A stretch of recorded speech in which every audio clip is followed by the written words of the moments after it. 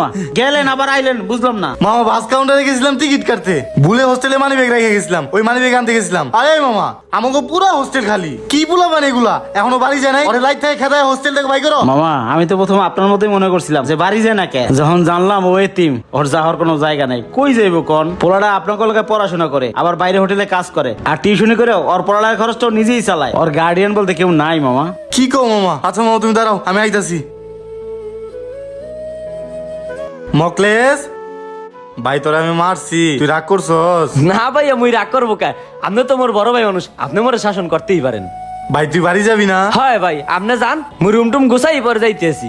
ভাই তুই মিথ্যা কথা কইতাছিস এটা আমি জানি, তুই আসলে এতিম।